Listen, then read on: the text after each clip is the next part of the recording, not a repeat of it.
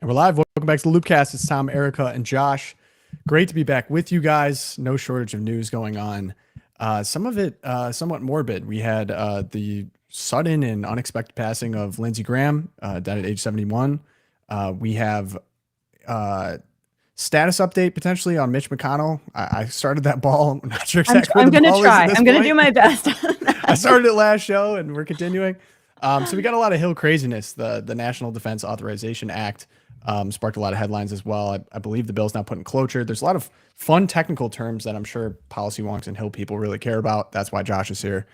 We have a resident classicist. Erica has thoughts on the Odyssey that is releasing, I believe, tomorrow. So many thoughts.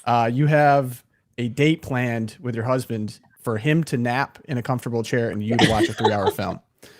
So excited to see that. But there was a couple interview clips that went around, and I already was kind of getting Erica's thoughts. Thought we should bring it on the podcast. And then also we have hostilities resuming with Iran. Trump just gave an interview this morning detailing a little bit of his plans there. Wanted to impose a 20% tax and quickly backed away from that as we got some oil numbers this morning. I'm going to do my best to draw a through line there for everyone. But of course, we have good news. We have Twilight Zone. We're going to have fun over a 2-hour slot here. It's not just going to be doom and gloom because we're happy warriors here. But before we get into today's show, we have to talk about Charity Mobile. Now more than ever, it's important to do business with companies that stand with you and your beliefs. Charity Mobile is a pro-life phone company that serves pro-life customers and supports pro-life, pro-family causes. They send 5% of your monthly plan price to your favorite charity, and they have sent millions of dollars to charities over the past 30 years. Not only that, there are no sacrifices when you switch to Charity Mobile. All of their plans start under $50 before taxes and surcharges. Their nationwide coverage is the same as the major carriers, and their friendly pro-life customer service team is based right here in the United States. Plus, Charity Mobile is running a special promotion for our audience. Use promo code LOOPcast to get their free phone offer with every new line of service, plus free activation and free standard shipping. Switch to Charity Mobile and buy the way you believe. To get started, visit CharityMobile.com and use promo code LOOPcast.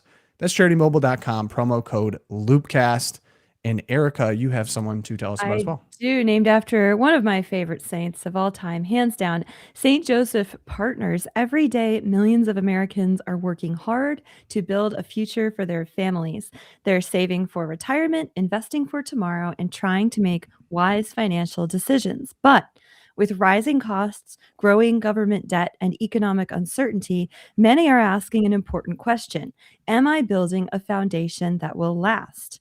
For thousands of years, physical gold and silver have helped families preserve wealth through changing economies and uncertain times.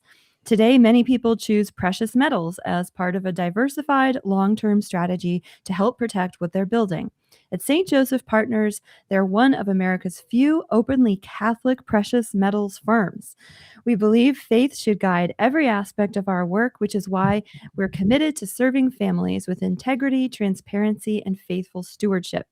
The best time to explore your options is before you need them. Visit St. Joseph Partners in the link below, scan the QR code on your screen, or call us today at 610-326-2000 to learn how physical gold and silver can play a role in your long-term financial strategy. Thank you, St. Joseph Partners. Awesome. All right, I say we get into it here. Erica, I had you line this up top. And I mean, I remember it was one of those things where when my wife came to me, I wasn't even paying attention over the weekend. She's like, Lindsey Graham died. Yeah. And I thought it was one of those like fake posts to get people to react because, unfortunately, he's kind of become, exactly. And he's kind of enemy number one for a lot of, say, like America First populist types. But no, there was one like that 2 weeks ago where the fake news, it was one of the news outlets that accidentally published Mitch McConnell dead when he wasn't. Whoa, right. Whoa, pull that back. Or Alito's retiring and he wasn't. Yeah. Yeah. So okay, just give me the facts here. What happened with Lindsey Graham? What's the official story? So here's the facts. And of course, like the first thing Tom said to me when we got on to talk about this yesterday is, do you think there was something fishy going on? Because that's what exploded online. But he was at a Russian drone factory. I have to say. He was. Okay, before we even get into this, because people are going to accuse me of this, my first thought genuinely was to pray for the repose of his soul. And I did. And I hope that that's everyone's thought, because with politics, you get all fired up and you got your enemies, you got your people that you're mad at. But, Lindsey Graham had a lot of very controversial foreign policy positions and things that he supported, in which I truly believe probably put his soul at danger. I mean, we all have some things. But let's go through the rundown. Go through the Yeah, rundown. I let's thought to do pray the for his soul rundown. first before I get into conspiracies. Go ahead, Erica. Absolutely. May he rest in peace, safe from all that can harm him. So, Lindsey Graham, he died at what was first characterized as a brief and sudden illness. This was late Saturday night. He'd just gotten back, as Tom alluded to, from a trip to Ukraine, where he did tour a drone facility. And the preliminary cause of death was ruptured aorta that was brought on by a chronic heart disease. Interestingly enough, his own dad died at age 69, so almost the same age of the same thing. So this obviously ran in the family. And the DC Medical Examiner's Office ran a toxicology report, full review, and so far no news there as well. So again, he had spent his final days, and yeah, this really was chilling to me. Like literally, I think 6 hours before he dropped dead, he was like, "I can't die yet. I have to finish this deal," and God knows when our time comes. So he had actually called his scheduler shortly before his death and said, "I'm not feeling so well. I think I need some help."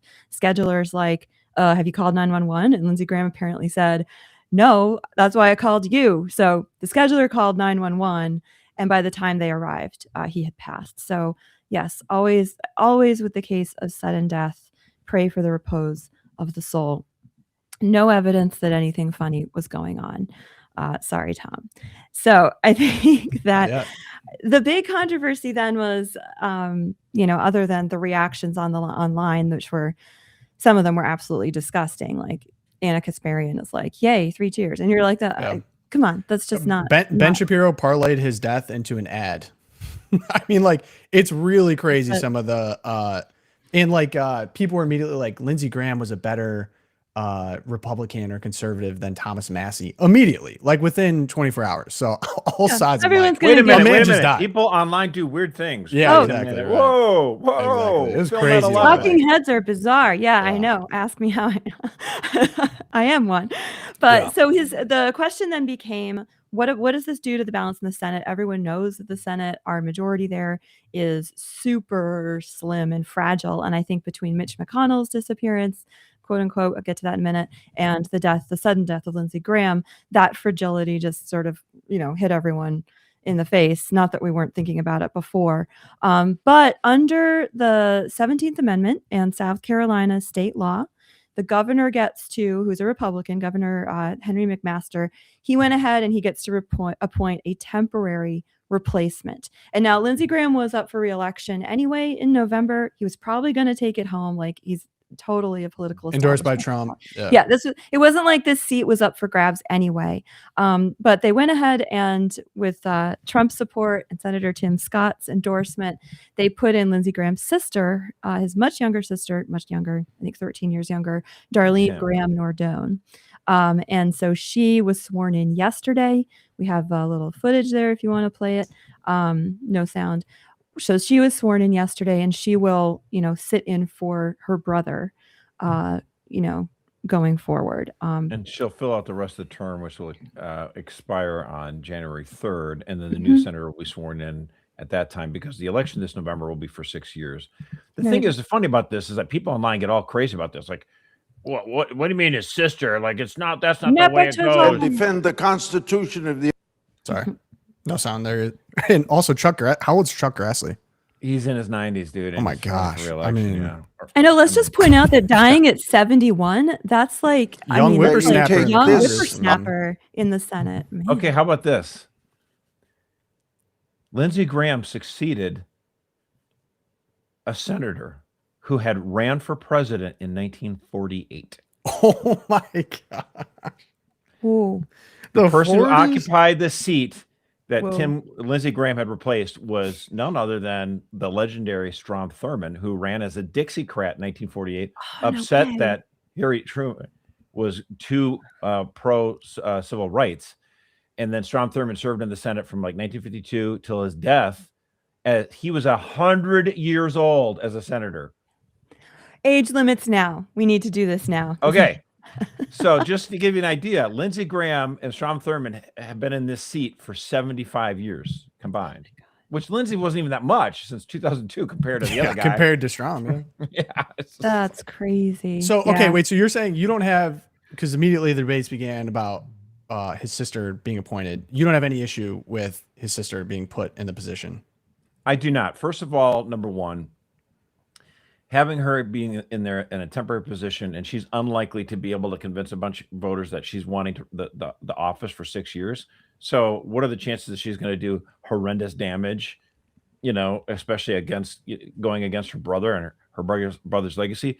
One thing that's come out of all this is that Lindsey Graham, for as much as I angrily upset about his foreign policy, and I think we should talk about, when someone dies, their bad legacy too, not just the good stuff. But and there's a lot to go for him on that. The way he took care of his sister has been nothing short of miraculous and beautiful.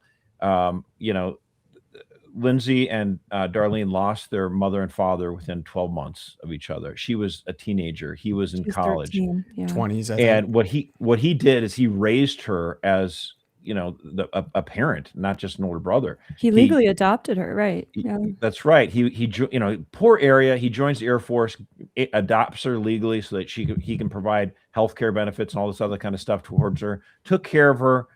Just dedicated his life to making sure he was, that she had a great upbringing. And then all the photos, like about a month ago, showing Lindsey Graham at Disney World, and I laughed at it too. I'm like, what is this? This is weird. We did make no. He took all the arrows on it. He didn't care. He was there for for Darlene and their family and the kids and grandkids, and he didn't care that everyone made fun of him. He was there to, he was going to protect the privacy of his family. He was there because he's like the uncle for all these guys, or the grandpa, and essentily. So, well, it wasn't some of the very critique admirable because stuff. it was during the war. I mean, I get you on that. Yeah, okay, but all is to say, I was concerned that the governor in this case might actually pick somebody as a replacement that would then want to run for 6 years. Yeah. And I don't think that's a good idea. I mean, nothing against Henry McMaster, but I would actually prefer this situation of what we got. You put his sister in there. She's going to make sure she doesn't, step on his legacy, go crazy or do anything. She's going to coast for a couple of months. Fine. If we need her for a vote, she'll vote the right way. I'm 90% confident. But then what this allows us to do is have a contest in South Carolina to see who should be the senator for the next 6 years. And I think that's why Trump wanted the sister appointed to the seat, because then he could go in and say, okay, of all these candidates who are going to be running now for this seat, here's the one I think is going to be better for this movement for the next 6 years. So can I briefly, Josh, because I probably out of the three, no, not probably, out of the three of us, you've been paying attention to politics the longest. Lindsey Graham been around for a long time.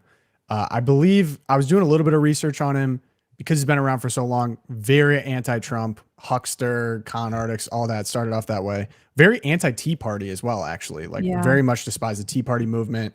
And he kind of, so some people were like, oh, the lesson from Lindsey Graham is political maneuvering into power, because he started off being very anti and then being very pro at the end when he was able to kind of achieve some of his stated foreign policy goals in terms of bombing other countries, being a hawk on Iran and being a hawk on Ukraine.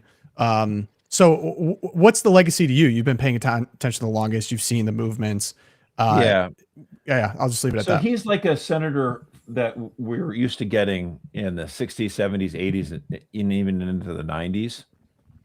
And he wanted to maintain the Senate that way, but the Senate has transformed. And I think, and I'll get to that in a second, but the idea is he voted for Elena Kagan to be confirmed to the Supreme Court. He voted for Sotomayor. And the reason why he did is because he feels like an old school senator, like the president of the United States should be able to nominate who he wants, unless they're a complete, psychopath or corrupt or something like that. If they're just a regular liberal, then yeah, a liberal president should be able to put a liberal person on the Supreme Court. That's the way it is. That's how he looked at it, right? And there's a tribute that was made to him by Cory Booker, the senator from New Jersey, who's also very liberal. And Cory Booker said, I wanted to work with you, Lindsey, on, some criminal justice reform stuff, which I think was going to be bad, obviously. And Lindsey's like, what are you doing? Don't talk to me now. I got a primary. Come back to me in 8 months. And it's kind of funny. I mean, he's like literally an old school senator. Like, his idea is, we'll fight like heck. And then when the election's over, okay, we actually do have to govern, and there's going to be compromises, and there's going to be bipartisanship, and too often conservatives look at that as like, yeah, there goes my wallet, or there, that means, bipartisan equals conservatives we lose. caved, yeah. And there's something to be said for that. But I think, I think Lindsey Graham and a lot of Americans, frankly, understood that way of thinking, that type of Senate, pretty much died during the confirmation hearings for Brett Kavanaugh in 2018. Which were one of his shining moments. Absolutely. I mean, there's a reason it's in all of his clips, because he said, this is a sham, what you're doing to this guy. His high school yearbook. I mean, are you kidding me? A rape gang? Like, one of the best arguments actually Lindsey Graham had about this whole thing is, you're telling me that this guy comes off as like a bookish nerd. He was in a rape gang as a 16 and a 17-year-old, like a group of guys raping a bunch of women. And then he did nothing after that. He goes, pretty much when somebody does something like that, when they're 16 or 17 years old, they don't stop. And yet we've heard nothing of it since then. And so he did phenomenal. I will always be thankful for how he responded to the Kavanaugh thing. He was the lightning rod on this. Absolutely the indispensable man in that case. And I thank Susie Collins for voting for him. Yeah. Your favorite. No, but I mean, so that's what we're getting at. And after Kavanaugh, it became clear that all the pomp and circumstances, the pageantry, all the norms, all that kind of stuff, they're all gone. Yeah, it's all smash mouth, it's all scorched earth. And if like, okay, if that's the way you want to play, and Lindsey could play that way. He just lamented it. And I think when he died, there's a lot of senators who are saying, he was the one warning us about getting away from that kind of congeniality. So now, in terms of what you said about like maneuvering and stuff like that, I mean, it is kind of interesting. A guy, he really was a true believer in these hawkish principles, because it's not like he was paid off by defense contractors. He was one of the poorest guys in the Senate. He didn't make a lot of money there. Like, it's not like he was selling his votes to McDonnell Douglas or something like that, or Raytheon.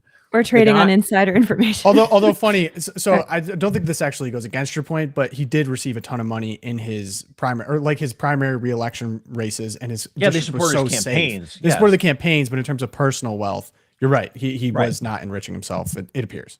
Yeah, no, I mean, all indications are, and so he really believed it, and so he looked at the Tea Party, and he looked at Donald Trump in 2016 as going against this kind of older way of looking at politics, where, we talk crap about each other in elections, and then afterwards we settle things up and we move forward and govern for the American people, right? And so he looked at the Tea Party as, screw this, throw all the bums out, or Trump, drain the swamp. You suck, And so he looked at that as like, that's just you're coming off like a toddler. That's how he looked at it. And it's like, well, actually, we are upset.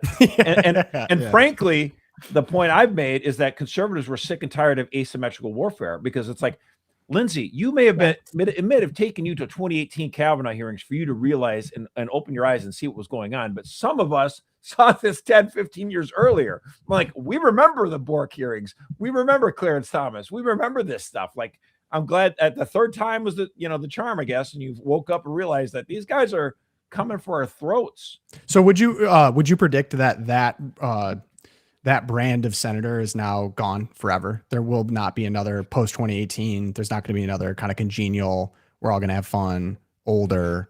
I mean, you never say never, but like in the foreseeable future, you're not going to see that. And the other thing you have to think about is that if you look at the Republicans in the Senate, like John Cornyn just got booted from a primary, so he won't be here next year. Mitch McConnell's retiring, and obviously Lindsey Graham dying. So the number of Republicans that in the Senate that are going to be more adept and willing to participate in fighting back in this kind of smash mouth kind of stuff is going to go up. And you can say, I wish it wasn't like that. I wish it was more congenial and senatorial. It's like, look, we can have that discussion. But the thing is, what I won't go for is unilateral surrender. If both parties want to come together and say, here's the way we need to debate these things, here's the way we're going to do things, and I don't know, start with apologizing for the character assassination of Brett Kavanaugh, but no, in fact, they don't. And we had hearings where Amy Coney Barrett and Elena Kagan, the two Supreme Court justices, went on Capitol Hill, and they testified about stuff, right? And give credit to Senator Collins. She draws out and says, now, wait a minute. Now, there was a senator, she didn't name by name, it was Schumer, who sit outside the Supreme Court and and threatened Kavanaugh. Whirlwind's going to come for you. So like, if you want to get rid of these smash mouth politics and return to a more congenial thing, the Democrats have to put down the swords. And and Republicans over time were like, hey, this is a dangerous precedent. You may not want to do this. It may come back to backfire on you. McConnell warned them, and they're like, they pressed ahead. Yeah, that's how we got Trump. Yeah, we're past. I feel like we're past that. I don't know. It's interesting seeing like the politics in which you grew up in versus the politics of a 28-year-old kid, let alone a kid who's like coming of age 20, 22. I mean, even I think this all kind of corresponds to the trust in institutions. It's so funny. They come out with a new poll of like Americans all-time low. I think it's like 23% in terms of favorable of institutions. Congress is at 7%. Oh my gosh. I mean, yeah, like way too high. COVID is the ultimate. I just, I really don't know how people, I think they just benefit from the system or the framework. So they just continue operating and not even pay attention or listen. But COVID smashed every single norm, any goodwill I had for anyone in the government, any government agency, any congressman. I mean, the people that I elected to actually stand up for me, they all folded. Well, Tom, I mean, here's the thing. I think your life experience would be illuminating to a lot of these senators and even people on the podcast who are 60 plus, and they don't realize. No, actually, for people who are now Gen Z, they grew up not only with the COVID thing, which is a pain, but like being white and a male and a Christian, like that's 3 strikes against you. And like, oh, come on. No, really. Like that was like no, that was racism. Sure. And like trying to get a job, like after the great wokeness, it's like, forget it. Like, so there's a lot of, there's a lot of righteous, properly understood anger about totally. But what I would say is the lesson to the now Trump administration would be just because the ship changed hands doesn't mean all of a sudden my trust in institutions is restored, because any, impropriety in the case of Epstein, in the case of war now, in the case of corruption with the Trump family, it brings people it all profiting back. off of stocks, like this all of a sudden didn't just become whitewashed, all this pent up anger. And even what they're doing at the intelligence agencies, like they didn't really fire people. Like no one really changed hands. This is all the same stuff. So just relying on like this goodwill that they think is out there is gone. You need to prove it to me. And I guess that's why I get so big on I Doge and things like that. Alone is not a exactly. And even in the terms of deportations, like, I don't know if we're gonna have time today, but I see that there was 2 shootings in the past 2 weeks on vehicle related stops. And then now Mark Wayne Mullen comes out and says, we're going to pause this indefinitely. 2 big differences I noticed already. And because I don't know if we'll have time for it. One, Kristi Noem didn't get out in front and say, this person was a genocidal maniac trying to kill my people, which is Lessons like, okay, learned. just lesson learned. Awesome. I'm glad that we're taking some time. Yeah. The second being, we haven't gotten deportation numbers really posted since a year ago, I think, from ICE officially January. Yep. And that's what I care about. I joked before the show with Josh. It was like, I know more about obscure geography in Iran than I do about deportation numbers. I'm like, you want to prove it to me? Like, go get me deportation numbers and put it up. In tactics, I think that you can make prudential judgments. As I've already been, I've liked better the approach from Mark Wayne Mullen and Tom Homan of saying, we're going to analyze what we can do better. We're going to make sure that this doesn't happen in the future. We can change our tactics. We can do a better job. It's already light years better. Do you know where one of those shootings happened? Texas and Maine, right? Texas and Maine. So the senator from Maine, Susan Collins, says to the secretary Mullins, maybe we should take a beat on this. And he does. And what does that tell the people of Maine? Susan Collins gets results. They're still struggling to find a successor for Plattner, by the way. There has not been like a consensus. No updates there, in case anyone was wondering. Speaking of updates, Erica, Mitch McConnell. Okay, we found Mitch. We have proof of life. Yeah, here's the picture. I don't even. Yeah, he was admitted to the hospital. So the story is he fell June 14th, and he was hospitalized. And he's been, at his age, he is 84 years old. Again, Lindsey Graham, gone too soon. Mitch McConnell at 84. Once you have a fall like that, that's a lot of time in rehab for most elderly people. So we had a strange sort of I don't know, just like a flurry of senators, and Scott Jennings got in on that too, of like, we talked to Mitch for 20 minutes. He's sharp as a tack kind of stuff. So of course, everyone's like, they're coordinated. It's not true. I don't know. But the fact is that he has missed dozens of Senate votes at this point. some of them we might be glad he missed. So that he missed the SAVE Act. That was so he missed the SAVE Act vote, which just update as of this morning, the SAVE. Well, so Josh, okay, so it passed, but it didn't pass. Did it? Never mind. No, are you talking about the national? They're trying to tie it in with defense funding, which is a SAVE Act scumbag move. So Passed the House, folded and it it in. hasn't passed the Senate. They're trying to attach it, as Tom says, to the NDAA, which is one of those must-pass legislations. Yeah, so they haven't. That hasn't passed. We'll Which get to is that. which you know the attacks are already coming for people that don't want to pass the NDAA in current form of being against the troops. It's just like the lowest brow. I can't believe they do it every time, and then people fall for it. But that's what's going to happen. I loved it under the Biden administration. One of the NDAAs was it had like the draft was gonna have daughters in it, so they had to get that was great. We're not dealing with that this time. We have other issues this time, but we'll get to that. So he's missed all of that debate on the NDAA, the Senate Appropriations Committee, and the Trump administration nominees. So he's missed supporting them or fighting for them, and so of course, like. Alexandria Ocasio-Cortez, who I agree with about 0.01% of the time, she was actually like, at what point, how many meetings can you miss? How many Senate votes can you miss before you're not a senator anymore and people get to replace you? Well, and the only proof of Coming from life a we have Democrat. is like, if my wife one day ever posts a picture like that and says, all good, after me Fine. having a heart attack, like, yeah, I just did this, things are not good, is the first thing I would say. But that's all the proof of life we have is one kind of bizarre picture with a newspaper strategically placed to try to give the date. And like, Well, it's one piece, and then we would have to assert that people like Scott Jennings and others are lying, which he's a media guy, maybe he is. I doubt it though, but the only physical piece of evidence we have is that picture. Josh, are you really gonna? Yeah, sure. People can talk. that's the only physical Politicians piece would of lie. evidence. I agree with you. We need more than that. Like we need a video, even the video. I'd say I'm AI sensing would be distrust in our necessary. institutions. Yeah, Tom. Is imagine the that. recurring Oh, theme? man, If we someone didn't could- have the 17th, if we didn't have the 17th Amendment, if we didn't have the direct election of senators, then the legislature in Kentucky could recall and put in a new person. Yeah, but as So it they is, probably should. as it is. Okay, can you talk me Right. through but you briefly brought this up, and I feel like that's all we're going to know about McConnell right now. Mhm. We have, so I see the NDAA, the National Defense Authorization Act, has passed for 65 years and just did not pass.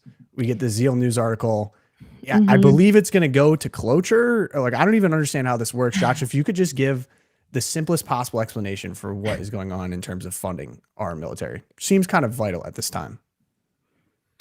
Yeah. So, I mean, again, I think that we're going to see some backroom deals. I think that this is going to come forward again. I mean, ultimately, the Senate is going to, I would be stunned if the Senate didn't pass this bill and get appropriations. I feel like we're going to have a few weeks of, loggerheads on this before the August recess, but I think it gets passed, and maybe not in its current form. They'll probably have to do a few changes, but. So, but even in simpler terms, this is how the military gets funded every year. Well, yeah, it's the defense authorization bill. So you have to authorize it every year. The military needs its funding. So, I mean, you don't want a partial military, shutdown where our troops are, having to continue to serve while not being paid. I would not like that. No. My sister certainly wouldn't like it. But they get back pay and all that stuff when they do those kind of things. But no, I think it's the kind of thing where ultimately I would be shocked if this doesn't. So pass. So then why did John Thune, majority leader, vote no? So the majority leader will oftentimes, if it's going to pass and he needs his vote, then he votes yes and it passes. If he votes no, procedurally allows him an opportunity to bring the bill back up. That's just a reason why. Later, right? Also, Yep. sorry, Josh, wash your hands. I think it's the bottom of your mic stand is rumbling when you touch the desk. Sorry. All good.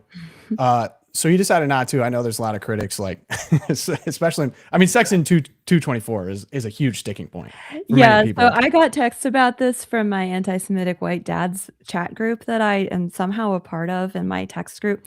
So I got all these texts. It's like, we're merging our Wow. military with Israel. There's We are nothing going- concerning about Section 224 to you. terms of sovereignty and military I'm ability? just setting it up, Tom. I'm Okay, just go setting for it it. up. Don't put words in my mouth. You're already discrediting these people.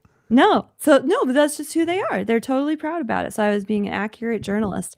That was All my right. source. So I was like, wait, really? So I go and I look, and Tom McCluskey, of course, is saying, no, we're not actually merging our military with Israel. So section 224 is or section C, you might have also seen. Hold on, I have to pull it up again because it's on this massive PDF. The bill's 505 pages long, but it's matters relating to Israel. So what it does do, and what is a bridge too far for many people, is extending the war reserve stockpile for Israel that was already established. So it's just extending the existing relationship with Israel. It's also modifying and extending the authority for the Secretary of Defense to do R&D basically with the Israeli military and to collaborate with them on intelligence in the Middle East, specifically with regarding anti-tunnel capabilities. So you'll remember Hamas and Hezbollah, they use a lot of tunneling in their strategy, in their wartime strategy. And then again, it's more just extending R&D, testing and evaluation of technology. And specifically unmanned systems. So we're talking about drones or AI boats or what have you here. So I do think that it's been overstated what the current language in the NDAA will do. It's pretty much just status quo with Israel. But clearly that over the last year since the last NDAA has become a massive issue for obvious reasons. Yeah, and it's frustrating when Benjamin Netanyahu, I really don't understand why he gets so much airtime on U.S. media, but he's positioning this as, oh yeah, we're trying to merge. I mean, we want to get rid of the aid system. We want to have more of a collaborative system. So when he's talking about it that way, it's like, well, you're just adding fuel to the fire here, buddy. And then if you're looking at this, like, well, what is one of the reasons why we can't stop this war? Because you won't get out of Lebanon. You won't stop bombing them. You won't get out of Syria. The president of the United States has said, stop doing this. He refuses to. Many members of the cabinet refuse to do this too. So if we can't get a hold of him now, what makes further collaborating, further merging, however, whatever language you want to use, I could see this being this is a sticking point and a frustration for the American public. Mm-hmm. If that gets to their representatives, then yes, any motion further merging these militaries is a problem to many people in the country. So it makes sense why this is happening. I think there's other people that are just concerned at the number. I see 1.15 trillion. We get 50, 46, not enough to get to 60. So yeah. Basically like the too long don't read. You're going to get a lot of backroom deals. They'll probably strip certain elements of this or give concessions elsewhere and it'll come back up. So we have to do this every year. Mm-hmm. And it didn't happen this year. So the big takeaway is there's new fissures over this year yet. Right. We still have until the August recess, but the fact that it's stalled and that the rhetoric that's being put forth by the people objecting to it is centering on the war in Iran and Israel. And just to push back a little on that, I think it does matter what we call it. I think it's important to not use the term merger when it comes to this, because people are so hyped up on Israel, and it is, and again, there could be very good reasons for that. We can get into the much longer discussion on that. Of course. And I do with, we before the show, we were talking about this yesterday. This is like every show prep meeting, right? Yeah. But the sovereignty of the country and our military is important. Yeah. I think that one of the dangers of the online discourse is that we end up arguing about something that's not even real or written into the law. And certainly merging the militaries of the United States and Israel, is there collaboration? Obviously, yes, that's happened. We do R&D together. We obviously support them financially. We give them, weapon technology and all that. And I think there's a very good argument to be made for walking that back at this point. Because like you said, it's not doing, but to take it, the Candace Owens 5 steps further into the abyss of blackness and being like, oh, we're merging, like Benjamin Netanyahu's sitting in the Oval Office, like on the phone. It doesn't help any of the situations, and it doesn't get us closer to walking that back. It just drives people further and further into their opposite camps on this issue. And you can be opposed to further collaborations with the Israeli government, but that doesn't mean that this proposal would merge it. And just to clarify, I mean, this is the annual budget, so it would start funding for October 1. So they can they can drag this out even into September if they have to. But the Republicans in general try to get these bills done in the summer so that we're not running right up to the clock, September 30th. Which we have done interesting for point. many times. Okay. Right. Especially this year with an election year, people don't want votes on this, like 3 or 4, 5 weeks before they vote on election day. Well, and you think of all the people running for re-election that if they can push back on this NDAA and be like, I've pushed back on Israel and mergers with Israel, and I've, if there can be a little bit of change to the language, I hate to be cynical, but that's another big reason here to like make a big brouhaha over this. Well, right, but the reason for sure they do that. I mean, there might be they get their senators clips. who are the reason they're doing that though is because public sentiment is they read the provably polls. anti-Israel, and the relationship does not make sense. People are frustrated with the status quo. So it's almost like, okay, we're going to argue about the political maneuvering here. Like the reality on the ground is people are frustrated with political forever maneuvering. But I would agree with Tom in this sense, like, then Benjamin Netanyahu has done a lot to really sour American people on what's going on in Israel. And you know what? Rightly so, because his government is horrible. And so when we're attacked, we've all been very critical of Netanyahu's government, and we've made the distinction between we're against the Netanyahu government's policies in Gaza and other places, but we're not anti-Jewish. Like I have nothing against that. Like I have a problem with Netanyahu's government. And so when it comes to something like this with the NDAA, we can say, I don't know if we want to further collaborate or not, but I don't want to fall into, this is a merger. It's like, it's not. I want good arguments against bad policy or bad proposals. And in this case, I mean, it's not the most horrendous thing. I have a bigger problem. I'd like to focus, as we usually do, just on how Netanyahu's government is terrible. Like, did you see the polls coming out of New York? This collaboration to me in and of itself is not, I don't know, it doesn't strike me as a massive problem. American Jews in New York +5 Mamdani, I believe -30 on Netanyahu, -35. I mean, what more do you have to say? Yeah. Like, I don't know what to tell you. Election too, so it's elections for everyone this fall. I like to be specific about the arguments as well, and I find it like it's so annoying when you get in the podcast circuit and people are like, well, I'm going to argue against the straw man of the worst possible anti-Semite I can come up with. Like, of course I'm against that too. But in this specific case, looking at the military action of the Netanyahu government in Israel, do we have a more safe and secure Middle East? No. Or have Americans been dragged into a war that was deeply unpopular, still is deeply unpopular? Yes. Has the action in the West Bank and Gaza been inhumane and like 80,000, I'm seeing 80,000 numbers of women and most women and children killed. The AI targeting programs that are being tested in Gaza are disgusting, and I do not want to see come anywhere else. Yes, all of those are problems. It's enough. I'm saying just me personally, I'm happy to make those arguments and I love to, but I'm saying politically speaking, this is the first groundswell. The fact that we're arguing about a niche part of the NDAA should be enough to tell people we need to rethink. Right. Times are changing. It's in particular with young people, and the fact that Lindsey Graham is, pray for their proposed soul on his way out. That type of senator, in terms of, I know more about his stated positions on Israel and Russia than I do on anything domestically for South Carolina. Like, I literally never heard that out of his mouth. Is a problem. And that should go by the wayside, by the way. Like, we need to get back on the domestic here. People are sick of Israel, anything that has to do with other countries and the world. We need to focus domestically. By the way, here's an interesting thing about politics, since you brought up Lindsey Graham. Sure.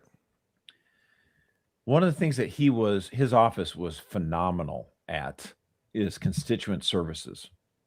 So if there was something that there was a problem, like if a church, somewhere in South Carolina had someone on a mission trip, like as my friend said, in Belize, and like he's sick and we need to get him back home, like the senator would just move heaven and earth to get that person back.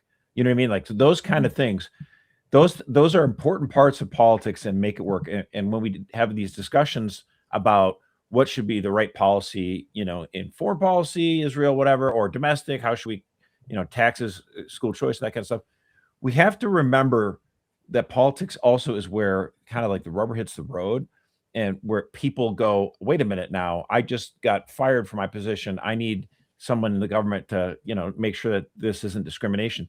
There's that side of politics that we kind of sometimes, the podcast circuit, people, when they're talking about these ideas, they forget about. It's like, no, these are actually really, they are important parts of what politics is, and so when you start to understand that. And that's why, how is it that some senators are super boring, but they keep getting reelected? Because they deliver for their constituents Susan in ways, Collins, not just on the pork, you know what I mean? They deliver for their constituents in a way that they're responsive to, and that's what elected representatives should. Like if the bureaucracy's, giving you a once over, you're like, wait a minute now. Like I had an issue with the IRS, and it's like went to my congressman, I got it solved. Like that's the kind of Did you stuff really? that, yes. Heck yeah. Let's go. It's a great story. Josh. Yeah. Had a boy navigating the swamp. Speaking of the swamp, Josh, you actually have something going on tonight or tomorrow night? No, it is tonight. Hey, we're having a wonderful live cast with Mark Hawk, the pro-life champion and hero. We're a big fan of him. We're opening this up, this discussion. He's the pro-life guy, if you remember, who was witnessing outside an abortion facility, and some abortion, they call him clinic escort, was getting rowdy with him and his son, and he defended his son, and then everything was fine for a while or whatever, and then all of a sudden the Biden administration throws the book at him, and they put him on trial. And I think it's just an amazing story. Catholics from around the country were praying for him and his family. It's just, there's so much we can learn about him and his story and the pro-life work that he does. He's Mark Hawk is joining us tonight for a live webcast. It's only available actually for people who are champions of the Catholic vote. So if you want to be a champion of the Catholic vote, go to Catholic Vote, sign up to become a champion with just $10 a month. That's not too much to ask. A couple cups of coffee here, and we'll give you that link. You can join us tonight, 8 p.m. We're going to have a really fun discussion, and I'm going to be asking questions that I have for Mark. And then I'll be asking questions that our champions have sent in. You want a chance to ask Mark a question? Sign up for the Champions Club. Get your questions in before the buzzer. We'll join you at 8 p.m. tonight. Love it. Sweet. Okay. Okay. So we're back to Iran. All right, Josh, your favorite. Well, actually, no. Before we do this, Mm-hmm. I'm actually curious your thoughts on this because Amy Coney Barrett has gotten a lot of heat since her tenure. Let's put it that way. So she gave testimony talking about death threats and bulletproof vests. Justice Amy Coney Barrett gives harrowing look into life of justice after the fall of Roe. Actually, do we have the exact? We have my kids, and then we have threats designed to intimidate. Yeah. Should I play one? Yeah, I would go with we can just sort of describe. So the first for it, one, Erica. yeah, and then we can play the threats designed to intimidate, because that's what really got like all the, oh my gosh, women shouldn't be justices dialogue going.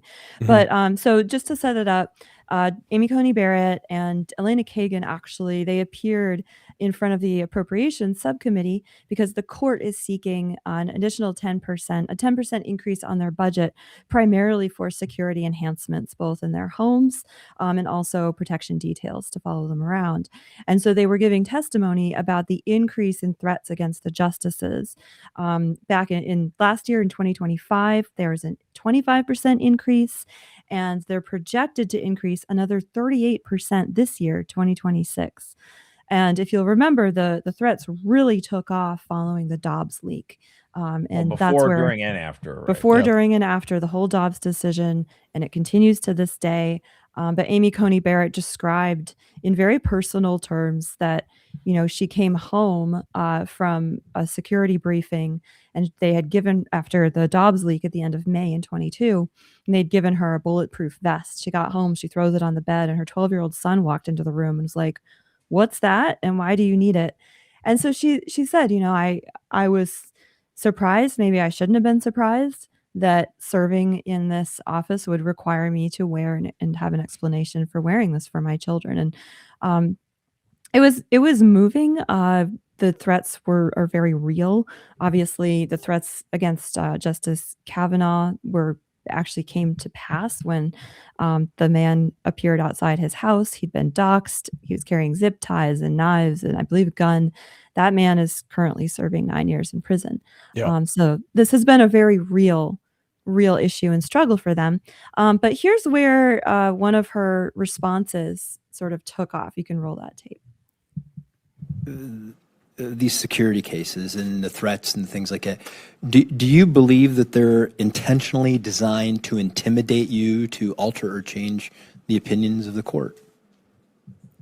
It's hard to see how some of them are not designed to do precisely that.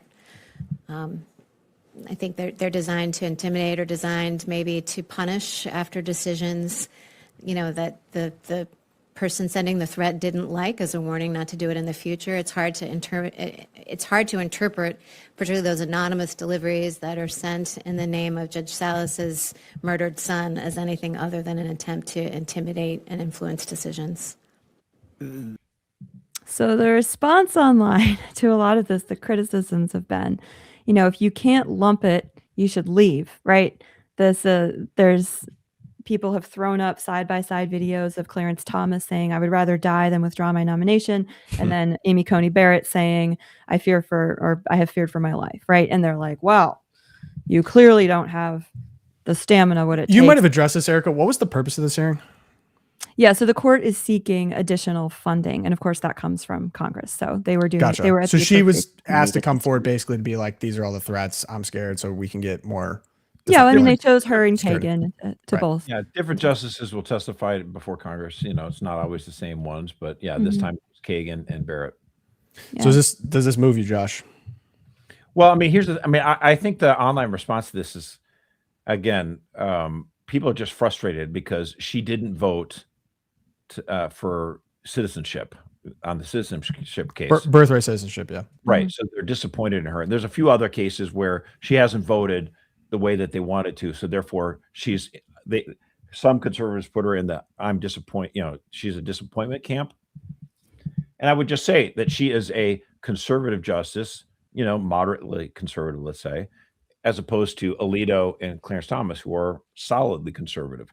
I point to two things. Number one, she's the only justice that we could have got confirmed in 2020 with 5 weeks before election day of a presidential election. So you can get frustrated that we couldn't have we should have had someone better. There was no better choice. Number one. Number two, the fact that we have 6 justices on the Supreme Court now means that conservatives are legal scholars, conservatives, elected officials, whether it's the Attorney General of Texas or it's the President of the United States, are going for reach cases. They're going to try to go for it all. There's no way, I shouldn't say no way, but can you imagine if President Trump had gone for birthright citizenship in 2017, when the court was the way it was? Like, it would have been an absolute no way. It would have got 2 or 3 votes. But the fact is, now that the conservative court has got 6 people on the court who are not psychopaths, who are not communists, you start going for bigger victories. And so therefore you don't always get those. Like, you're not going to get 100% of the cases, but just arguing birthright citizenship and getting, a lot of votes on it. It's like, wow, things are changing. Here's the thing. It's worth recalling, because we have 6 justices now that are conservative on the court, and let's look at her record. Mm-hmm. She was, they're concerned that she was intimidated. Well, she voted to ensure that Colorado couldn't kick Donald Trump off the ballot. So she voted that way. She voted to give him presidential immunity. She voted to let the president of the United States fire left-wing bureaucrats. She actually voted to allow the president of the United States to deport hundreds of thousands of Haitians, despite the fact she adopted Haitian children. So this idea that she's like living in fear and she's just going to vote liberal on all these things is a misnomer. It's misguided. She's not as conservative as Thomas or Alito. I know that. If we had 55 or 56 senators in 2020, we might have gotten somebody more conservative in that 4 or 5 weeks right before the election. But she is a remarkable improvement, massive improvement over our Ruth Bader Ginsburg. Like, it's like not even It's night and day. Yeah.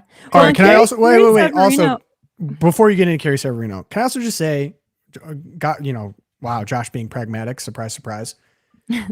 The point of this hearing was to get her to say that her life is in danger, which was pretty easy because her life is in danger. She's on the Supreme Court. Right. And therefore, you do this so that you can get more security, which I'm unfamiliar with the current security apparatus, but it sounds like it'd be nice to get them as secure as possible because they do face threats for this kind of thing. Yeah, like the guy who tried to go into Kavanaugh's house. So like, what are people mad at her? People are mad at her about the birthright citizenship decision. They're not mad at her about like not having the stones for the job. Sorry to use a crass they term are. there. That's what they're claiming. I know, but that's the real reason they're mad is birthright. They're not mad at ACB. So I like, agree. because she did what she was supposed to do in this situation. If you got to like actually analyze the context. So it's odd. People are using this as the example to attack her over birthright. They're not saying that there's anything inherently bad about, and then of course they get into women and it's like, yeah, if we really got to have a grown up conversation about it, yes, men are probably more properly suited to dealing with death threats. Is that a crazy thing to say? That's true. That is men go to war. That she's become a liberal justice because of this. She still voted to overturn Roe v. Wade. She still voted, to deport. Yeah, the record is protective status. And for those who put Clarence Thomas as like their gold standard in the last term, she voted which I do. Yes, love that guy. I read his dissents for fun at the end of a long day. But for those she voted with him 88% of the time this term, right? So like, do I wish it was 100? Sure, but it's not going to be. She actually has her own brain. This was an op. Yeah. And so this was a total op, and people need to just take a chill pill. It's the same people who are like, we should repeal the 19th Amendment, get the women off the court. Like, come on, guys. And Lindsey Graham was poisoned in Russia. Look, I said it. I mean, I think the best argument would have been like Helen Andrews' argument that when an organization becomes majority female, you do get to these things where it fundamentally changes what it is. I have an episode on that. Yeah. So the three leftists on the court are all female, and then you have Amy Coney Barrett. So like there are now 4 women on the court, and so if I had all things being equal, is the next Republican president who has a nominee for the court, he might opt to have another man rather than allow it to go majority female. Yeah. If we get a Democratic president, who are they going to, what identity checkboxes are we going to see? Because Biden had to have a black woman. That's how we got the Ketanji. Yeah, no, what a disaster. All right, let's get into good news. All right. Yeah. This is crazy. All right. This is sad. Josh. Speaking of Josh's favorites, I always love dipping into Josh's favorites. I forget what I put in here. So Susan Collins, she pops up. Oh, right. This is her on Chuck Schumer. Wait, sorry. This isn't Kamala Harris. It said my favorite senator. Harris is no longer senator. Politician. Yeah, we already touched on this, but just for Josh, let's play it. It'll make him so happy. Specifically, this is really quiet. For example, senator stood in front of the Supreme Court building and called out 2 members by name, saying that they had released the whirlwind and that they will pay the price. All right, can I just pause? Yeah. She's too old. She seems a little shaky. If you shake and talk like that, you're too old. Mm-hmm. Yeah. And I listen. People always like you're just mad at the boomers. You're mad at the old people. Like I know we have wonderful elderly members of the LOOPcast community, but I would not wish this upon my grandfather. My grandfather is 80. He should not be under this much pressure. This is so crazy. So that was not your good news. I made it a bummer. Yeah. I'm sorry. I heard her speak. No, that's all right. Because we actually already touched it. You anticipated it. But here's my actual good news. That was just for you, Josh. Just wanted to put Susan Collins up there. But July is like Married Saint month, right? We just had Louis and Sally Martin. We have Priscilla and Aquila. We've got Anne and Joachim. It's a great month for married people. And so I was so moved when Matt Fradd brought one of my all-time favorite living philosophers, Dr. Peter Kreeft, onto Pints with Aquinas this week. So just to set this up, Dr. Kreeft's wife sadly passed away just a couple of weeks before they filmed this episode. And we got to do the whole thing. Here it goes. What advice, I know I've asked this, but I want to take another swing at it, give you another opportunity. What advice do you have someone watching this who's newly married or who is about to be?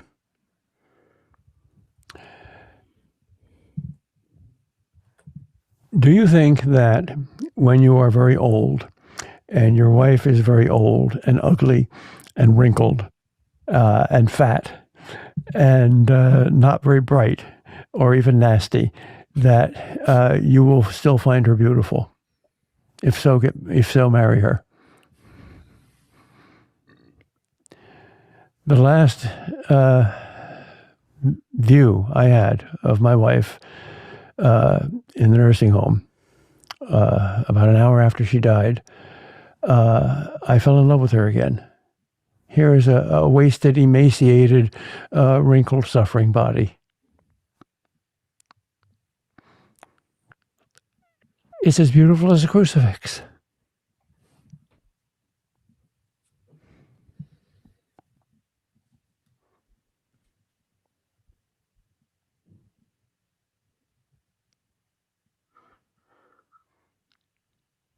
Because that body ain't going to last, but the soul is. So if you don't love her soul, but just love her body, don't get married.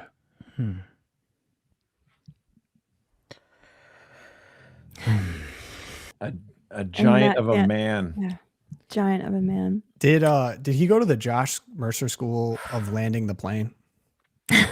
By the I can only joke about this because I saw Yeah. it before and I already got a little teary. Yeah, choked up. I did not know where he was going with. You're nasty. You're fat, decrepit, Fat. What? Yeah, fat. He tossed in fat. I was like, where is he going with this? Brilliant. And then bam, punched me in the face. Totally. Two observations on this one. One, yeah. Matt Fradd is a master interviewer. 'Cause Yes, I knew I was he going to say that. just let the silence sit there. And I Yes. think he might have allowed the most profound moment the Daily Wire will ever see on any of its shows to happen because he's such a great interviewer. Second observation, you should show this to all of your teenagers. I showed it to, I was like, oh my gosh. They're like, Mom, why are you crying? I'm like, you have to watch this clip. They're like, oh. So I have three girls. We have 21, 18, 16. They watch the clip with me. And I have more children too, but this was the ages I let. So yeah, but they're like, oh my gosh. They've been listening to the rest of the 3-hour episode for the last 24 hours now. They're like, Mom, it's incredible. He has Kreeft this is the guy. part. Kreeft is, and he talks about, he's written over 100 books. And we're not talking like, beach trash novels or anything. Like we are talking hefty philosophical, theological discourse, apologetics. Oh. My favorite This guy writer. is a You're just giant. imagining Peter Kreeft writing Beach Trap. Yeah. So This he comes wrote out of one respect novel because and it I've was read not Peter beach Kreeft trash. stuff. Yeah. Peter but- Kreeft stuff is not Beach Trap. Gosh, I'm sorry. I mean, you just got to explain it the way people will understand. But he says that he was driving home from the nursing home after seeing his wife's body, saying goodbye, and he was weeping in the back of the car. And then all of a sudden he heard God say to him, like not locution, but in his heart that the book is finished and it's at the publishers.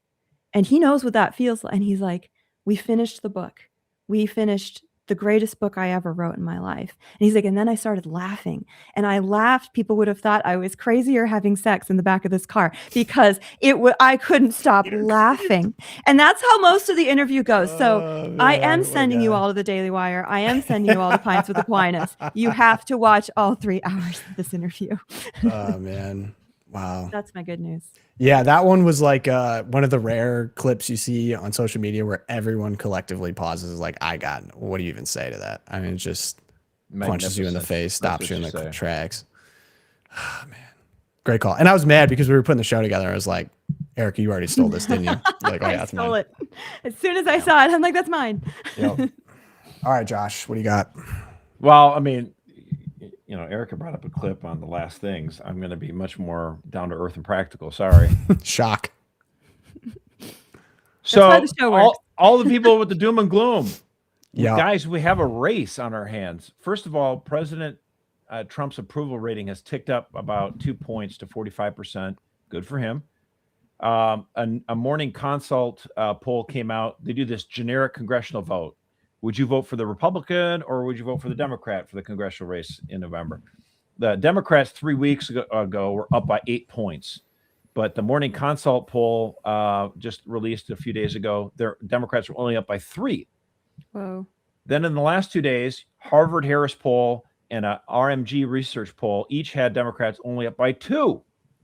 Now look, Democrats are still likely to win the House, but you can definitely see a path. Even independent prognosticators are agreeing. You can see a path that Republicans could actually hold the House which would be astounding. Yeah. This map right here shows if the election were held today, the Democrats would probably end up winning the House. I think, what does it say? 220. I can't see that now. Dems 225 seats, GOP Yeah. 210 seats. So Independents, 225, -1. 210. I mean, not a massive majority. It would be a thin majority. But again, why is it that Republicans' fortunes have improved? One reason, I think, a lot of these, we've had a change with Iran over the weekend or whatever in the last few days. But these polls were taken when gas prices have come down about 75 cents, and it looked like maybe the Iran thing is sort of wrapping up. I've got bad news for you, but hold on a second. So that's why I'm explaining why those polls were the way they were for the last few days.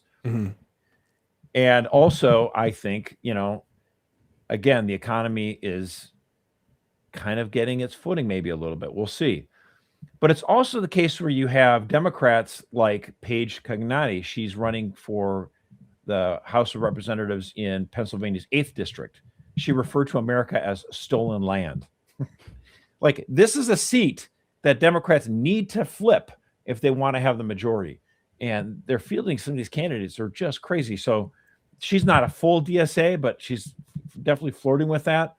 I do think the DSA takeover of the Democratic Party could be what puts their chances at winning a majority in jeopardy. okay. I guess we will see. We have a race. Josh, I got two for you, both involving people standing on principle, okay? All right, here we go. My first one, I guess they just lost, but French losing doesn't really tear me up too much. But Kylian Mbappe, he's one of the most famous footballers in the world. He refuses to be a part of advertisements that promote sports betting. Sports betting is destructive. It has ruined the lives of some people I know. That's why I refuse to appear in sports betting advertisements. Many of us come from the suburbs, and it destroys the lives of countless people there. Good for you. Yeah. Good for you. Played football in France. We need a couple more people standing on principle. The one thing I've noticed about these sports betting, it's just such a parasite. But even the advertisements that you see from them, they're doing the laziest AI generated commercials. Yeah, it's like so gross. every single element of the sports betting apparatus is just the laziest, most base Profit motive just to suck money out of people. And it's disgusting. And I actually wonder if you'll see more of this, because these athletes that have, like, does Kylian Mbappe need more money? No. So like people like this can easily make this kind of stand and just be like, yeah, I don't want any part in that. It's gross. It's crass. It's not good for people. It's not good for people I know. Not good for my countrymen. So respect on him standing on principle. Real quick on that before we go to the next one. Yeah. And the prediction markets, which I'm not a fan of either.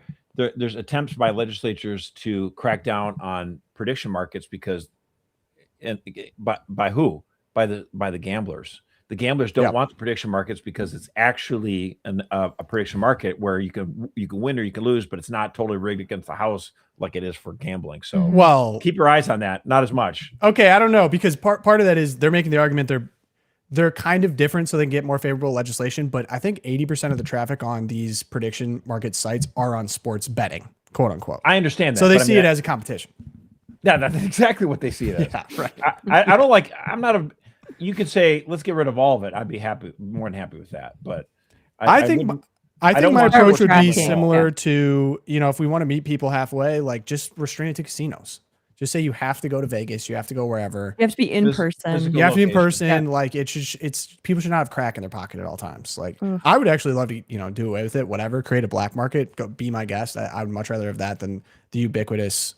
It's everywhere. I mean, like every young kid is promoting on everything. Yep. So, okay. On to, this is Josh. I found Josh, and Josh, you're Norwegian. Well, I am. I'll just play the clip. It speaks for itself. The Viking row, people have loved it around the world, but one supporter was not happy. This is Emil Anders Lappen in the middle of a crowd of rowing fans, but he went viral for refusing to join in. A little earlier, I asked him why. Close up. First of all, I just find it really stupid. That's the thing I thought when they came up with it, that it was stupid and annoying, and I didn't want to do it. And then it copies a lot of what Iceland were doing. and it's factually wrong. They didn't row, they sailed Yup. over the Atlantic. Okay, let's take it step by step. First of all, you said Amazing. It's Mercer. Amazing. It's We Norwegian found him. Mercer. Yes. This section is about men standing on principle. He He is even mad about looks the like row. you. One, because he thinks it's stupid. And by the way, for people wondering, this is like swept the world. Like everyone is like, the Norway tradition, so cool. They all do the row, they bang the drum. It's so fun. We all want to be involved. Not this guy, because it's historically inaccurate. They sailed, they didn't row. And nice touch in this video, he has 2 paddles behind him. So good for you. Reclaim, stand on principle. Like in a just world, this man would probably be the president of some country. Like he would be the Viking King of Norway. That's exactly. what he would We be. need Yeah. guys like this. We need people He looks like my ridiculously cousin. principled. It's That's stupid. your cousin. I didn't You have want to do it. That's Mercer. Ancestry.com. I say we find this guy and we get an in-person interview with Josh and they can just chop it up about life and principle and being Norwegian. So I am like 30% Norwegian, so yes. Okay, so listen, I'll give you a quick update on Iran. Things are escalating as we talk now. We have the Truth Social post from Trump floating a 20% tax. I'll just give you a little bit of a timeline here because this is no longer going to be the case. Truth from Trump on Monday. The Hormuz Strait is open. It will remain open with or without Iran. We are reinstating the Iranian blockade, so named because it is only stopping Iran ships or customers from entering or leaving. All other countries will have fair and open use of the strait. The USA will be, from this point forward, known as the guardian of the Hormuz Strait, all caps.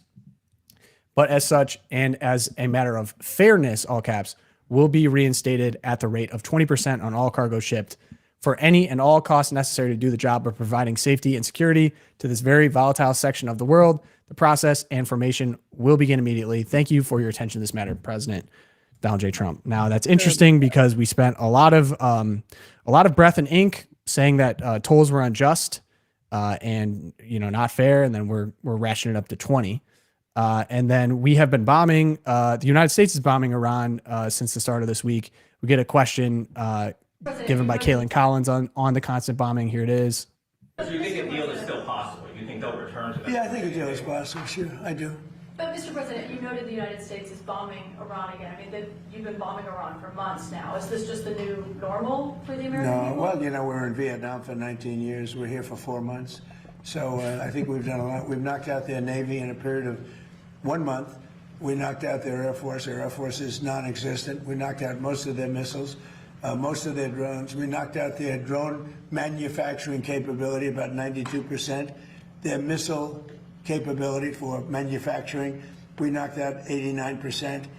And they have a little capability, but they don't have any capability for us. This is almost a military skirmish.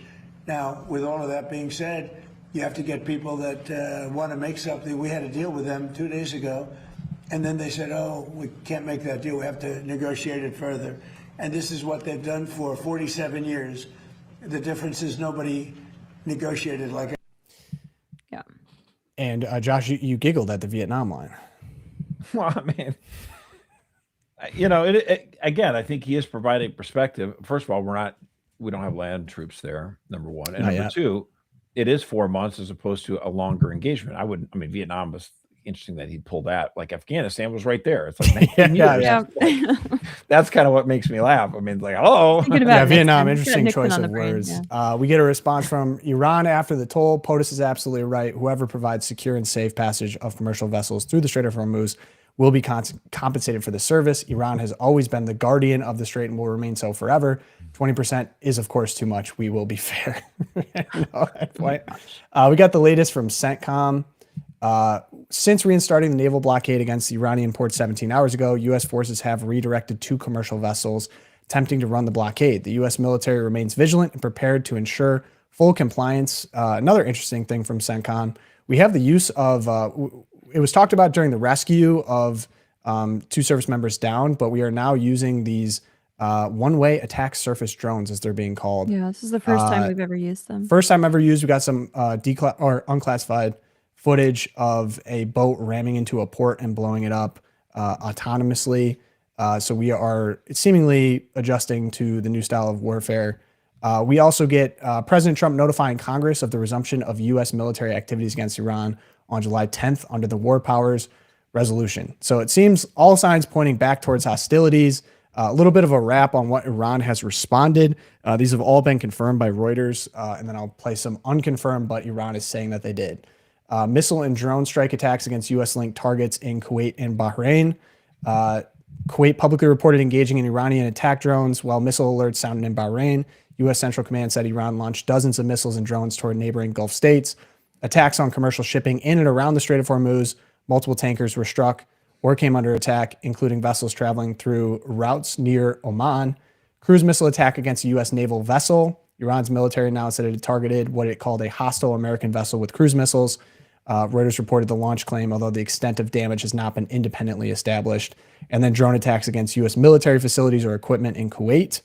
Iran has also said it struck the U.S. Fifth Fleet Command, logistics and fuel facilities in Bahrain, hit a U.S. logistics center in Mina Abdullah, attacked an airbase in Jordan, reportedly more than once, and shot down a U.S. MQ-1 drone over the Strait of Hormuz. After all of that, we reimposed this blockade, as I said, through CENTCOM. And then as of today, Trump quickly walked back that 20% fee. He abandoned the 20% fee on their cargo to cross Hormuz under U.S. military protection. The president said Gulf states would invest in the United States as a repayment instead. Trump relented after shipping industry largely opposed the fee. The International Maritime Organization, United Nations agency, said mandatory tolls in the strait are illegal. Maybe another reason he walked that back was if you take a look at the shipping traffic as of July 14th, I have a little bit of a guide for you here. We're getting, little to no movement in the Strait of Hormuz, which of course is going to be a huge problem for the looming. Well, it's little, but it's not no. It's little. You want to give a percentage? I mean, little as in like we're talking under 10% probably of what was happening. The reason why I guess I bring this up is it seemed like the last inflation report, I have some numbers on that as well, were positive, that it came down a little bit in terms of year over year. They were good news. Sorry, right? month over month as CPI opposed to year was over good, year. yeah, And I can get or into a better. little bit more of those numbers, but there's clearly a sensitivity towards oil prices as we're in the summer and midterm elections are going to come up. It seems like a lot of this war has kind of been managed, or the ceasefire, quote unquote, has been managed around commodities prices, in particular energy. But it looks like we pretty much overnight got a repricing as it seems like the ceasefire is off.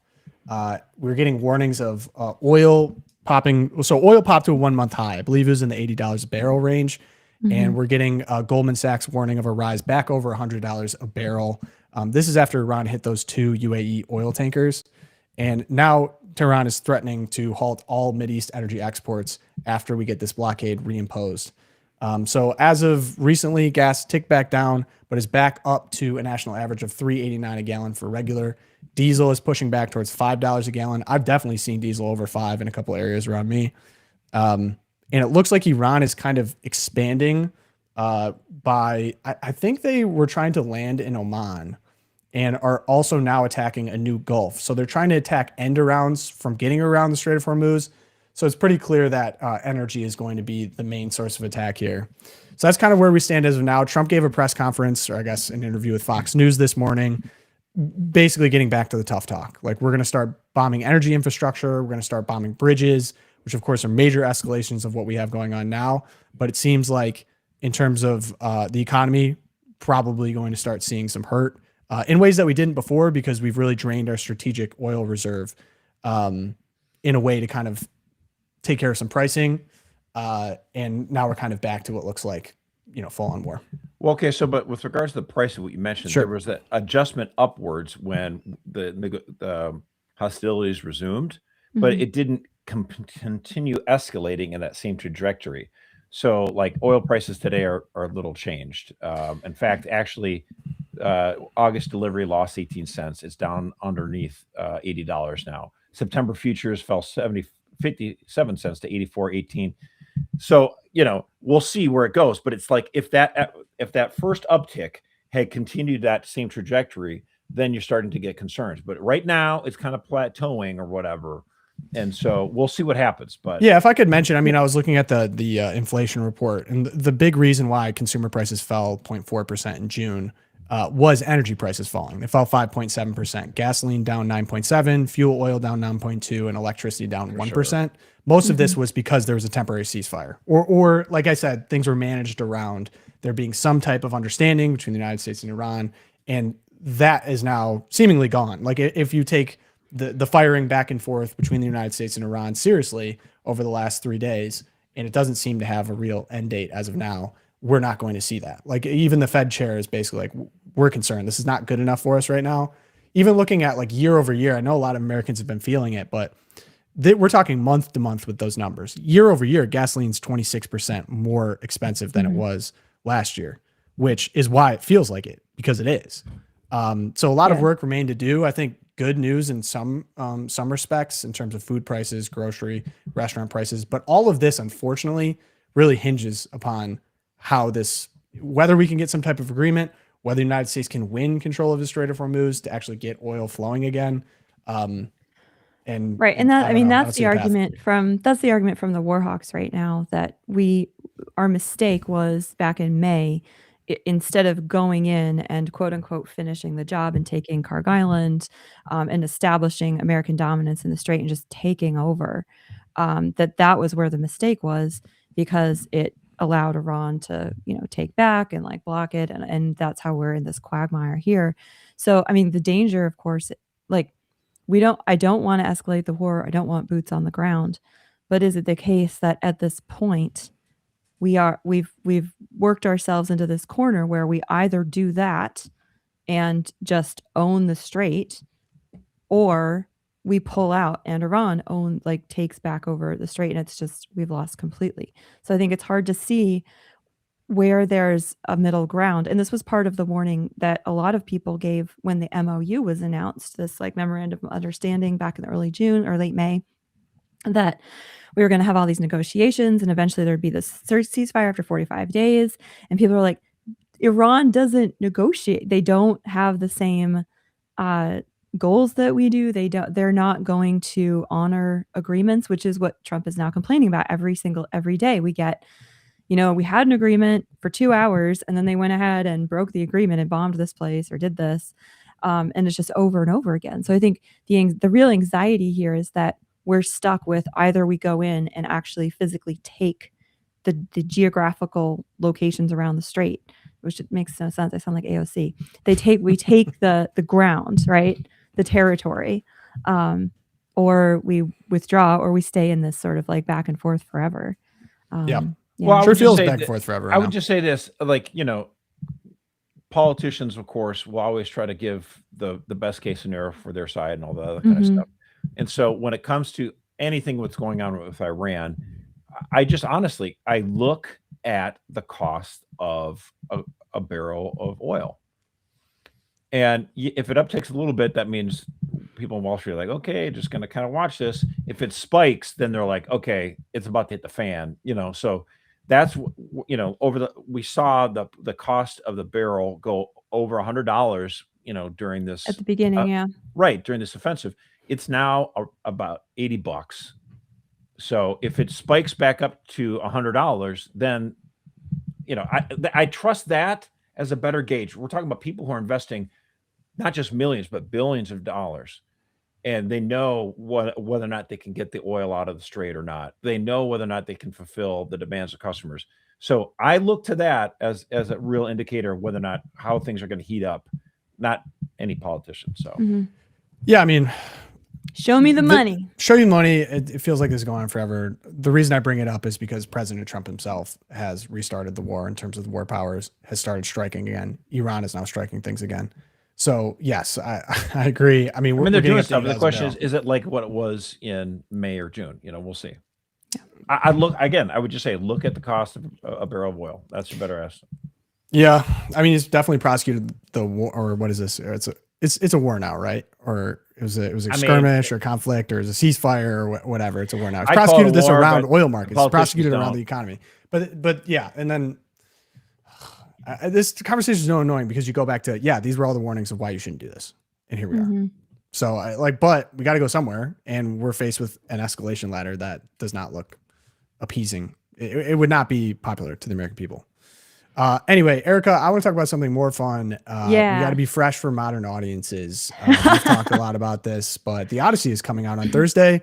I think a lot of people, a lot of classics enjoyers rejoiced when they saw that a big name, or maybe not. I don't know. Christopher Nolan. There was some trepidation. trepidation, but excitement for telling this story in a way that it Mhm. deserves to be told with the money and resources and talent. But we see interviews like this, and maybe I'll just start this as the starting point, and I'll just hand it to you, Erica. But this interview came out, got a lot of attention. Yes, there's a lot of. I'll display it. The language as well is very modern. It's a very contemporary, easy to access way of speaking. I mean, you say dad rather than father. Sure. I mean, what's the thinking behind that? Because I wouldn't have even said father back in the day, would I? I would have been in Greek, so it's no less correct. I think. People bring, when you look at this world, when you look at the ancient world, people tend to view it in weird ways. There's a lot of cultural prejudice. There's a lot of, they're sort of elevating it because it's old, whatever it is. When you go to the poem, what you find is something that's really earthy and grounded and accessible. And so for me, in building the world of the film, what I talk to all the actors about is like, I want to center it on that and make it feel very fresh for modern audiences and do away with some of those assumptions that aren't based on anything logical. They're just, as I say, cultural prejudices or things over time. There's a lot of stylistically, aesthetically, people tend to look back to the Romantic era and art. A lot of paintings where people aren't wearing very much. They got a little bed sheet wrapped around them or whatever it is, and a lot of classical architecture, even though that wasn't the architecture of the Mycenaean period and things like that. So, we went back to what's in the archaeology. What does that tell us, and what gaps does that leave? What do we know about Homer's time? How were things portrayed in the earliest possible portrayals of that? And looking at how do you create a consistent and accessible world around that feels vital and credible. And are you satisfied with that answer, Erica? Okay.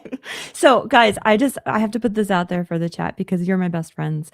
So I have been wrestling with this script for The Deep. Where next week I'm going to go see the movie this weekend, and next week you will get my full review as someone who has seen the film. So I've been digesting. This is the trust tree. You guys are the best friends. So that's coming. Get ready next Thursday. Make sure you're subscribed. Notification bell. But this question there is no classic film adaptation, I think, since like the Snow White that has gotten this much blowback and hate online, and oh my gosh, the wokeification of Western civilization, and then this film. And I wanted to narrow it down because you can get upset because like Helen of Troy wasn't black, but they cast Lupita Nyong'o, who thinks that Homer was a misogynist, and it's all this judging the past by the standards of modern day progressive ideology that I think people, they see any whiff of it and they have these reactions, even if they haven't even seen the film. So I think that's what's going on online from what I've been seeing. But this point in particular, Christopher Nolan, who I admire as a film director, I really enjoy his movies in general. But as he was approaching the Odyssey, the only translation that he's cited in these interviews has been this translation, and this is going to be in the weeds, by Emily Wilson, which came out in 2017. Emily Wilson deliberately chose to use this plain, quote unquote, accessible language for modern audiences because she, and this is a quote from her explanation in the introduction, she wanted to correct an anachronistic misogyny, and she wanted to add to that was done by these male translators in the past, which is what Nolan's talking about with like this cultural prejudices of the Romantic era. And she wants to make visible the cracks in the patriarchal fantasy rather than honoring it. And so when I hear, first of all, the response from Tom Holland was like, well, I wouldn't have said father in ancient Greece, would I? Because the syllables didn't match the language or something. Like, no one's making that argument. The issue with this pedantic language of like daddy and let's go or hey dude, that kind of language that we see in the trailers. The issue is that the reason it was chosen was to bring down or to remake the Odyssey in our own image of the progressive ideology, that instead of Odysseus being this hero who represents all of us on our journey home through life, our desire for home, messing up, the temptations, the struggles, the battle. They want instead to give him this sort of moral ambiguity of like, it's complicated, which is exactly how Emily Wilson describes him and is the first line. So I think that the Nolan, and then he in this video going on and on about we wanted to, there's all these weird ideas people have about the Odyssey and cultural prejudices, and they look back at these paintings that aren't historically accurate. So we went back to the archaeology of it. But then in the trailer, you see they're actually using a literal Viking longship for Odysseus's boat, and they're using like Robin Hood armor for the Greeks. And you're like, I don't know if you're actually being honest with us about how you're honoring the text and being so historically accurate. So again, I haven't seen the film yet, but I totally get the backlash, because I too at this point have allergic reactions when all of the stars are like, we have to bring women forward because Homer didn't honor women, or we're going to have, queer Elliot Page who's a woman who thinks that she's a man now. Erica, did you watch Dune? I did. I've watched Dune. What'd you think of Dune? I like Dune. I like the movies, but see, I haven't read the books. So. Okay, right. Because I've read the books. We have to. But okay, so there's two things going on, because like the boys are fired up about the Odyssey. Yeah, in the same way that I think the boys are fired up about Napoleon when Napoleon came out. And Napoleon kind of suffered from a similar critique. Like it just was kind of panned. And so I think I didn't really end up going to see it. But even the fact that it was being the women made, who ran Napoleon's campaigns. Yeah. I didn't even go. But just the fact that people are excited about this kind of thing. And Dune also was like this big cultural moment too, because people want to see big, epic. Yeah, it's a summer blockbuster. Yeah. But it's not stories. But it's not like a Marvel, like this is. It feels like there's something like with the Odyssey. Like, yes, I want to see, a Cyclops, or I want to see someone that's huge, or even with Achilles. Like, I want to see Brad Pitt as Achilles, because these are stories that excite men. He's good. So, well, I guess I don't know what the point. Like, I'm excited for it, but it is frustrating to see the cracks of like. You're excited for Odyssey? Yeah. Oh, yeah. You're not, Josh? You're out on it? He told you. No interest in it at all. I mean, if it's going to be this woke, this seems stupid. Yeah, but that's the thing. Okay, so this is what I'm saying. But like, what if you watch it and it is awesome? And you want to hate watch it? Oh, well, no. Not hate watch it, but what if it's good? And then we're all just. I doubt it. Nothing. I doubt it. So two people who I really admire have seen they saw the screening and they loved it. So Jonathan Pajot. I saw he was gassing it. Yeah. Yeah. He apparently, I haven't seen his video yet. It comes out today because he was on an embargo. And the Tom Holland, the actual Tom Holland, like the historian, not Dominion. the Spider-Man. Yeah. Dominion dude.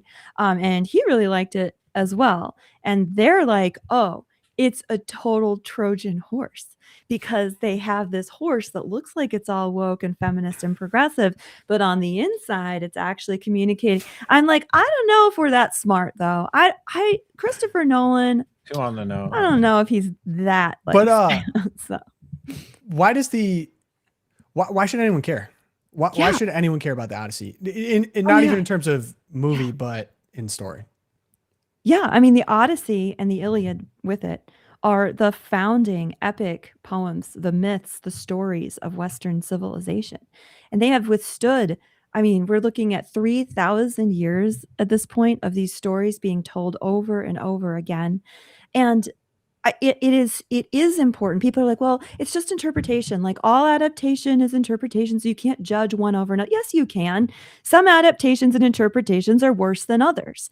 And the ones that are worse, what makes an interpretation bad, and I think what people are concerned about going into the Odyssey, are the ones that instead of connecting us to what is universally confronted by human beings, what is true to human nature that survives the centuries, it survives the pandemics, it survives disasters, it survives wars.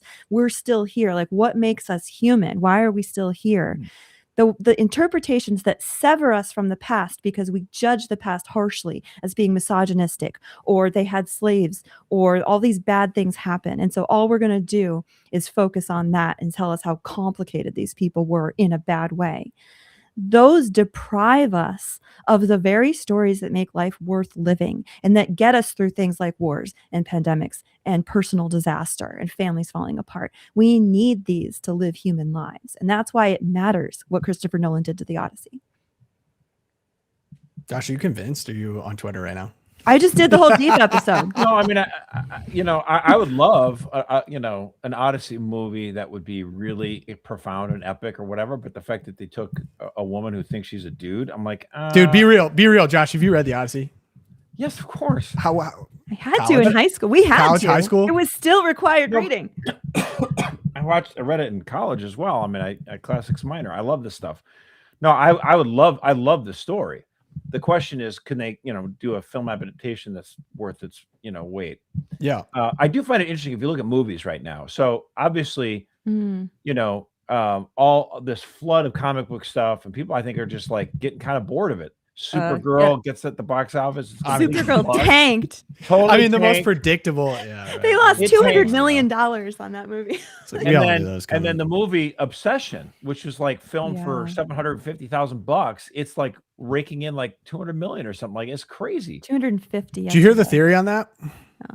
It's an actually unique story. No, Like, I think there's a rumor. I want to say it's either Tarantino or Scorsese that they because they're concerned that the next movie they put out is going to flop.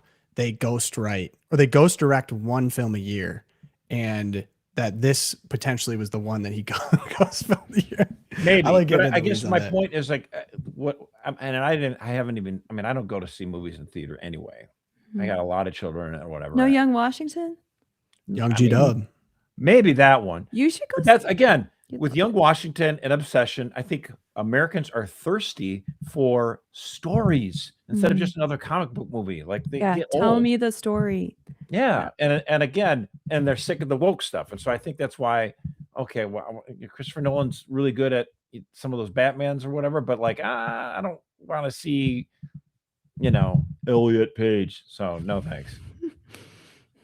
And again, taking a woman, sub-Saharan African woman as the Helen of Troy, like, what? I get you don't want to have maybe Dan Kruger in 2004 was like too white, too Northern European, but like, give me a break. I mean, this stuff, I think it's so crazy. Yeah, the Greeks are all upset about it because apparently there's like no Greeks in the whole cast, and they're like, "This is our story." It's the one thing Greece has left at this point. It's the Odyssey, and they took it from them.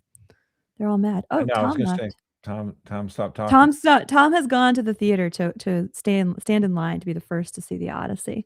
That's what Tom's doing. But yeah, you should totally go see Young Washington. It was great, and you would have loved it. But yeah, so stay tuned for the deep on that. Tomorrow we have another one on why your French fries taste the same everywhere. It's gonna be really good. Oh wait, no, that's not tomorrow. There's another one. I'm so ahead. I don't even know what's going on with the deep. Well, by the way, I do want to tell people. Yeah. I watched your deep episode on Catholic education. Fantastic. Highly recommend. Thank you. 5 out of 5 stars. Everyone should go watch it. Really well done. I mean, of course, all your stuff is really well done, but Oh, go thanks, watch that Josh. one. No, that means a lot to me coming from you because Josh does not give 5 out of 5 stars all the time to all the episodes for sure. All right.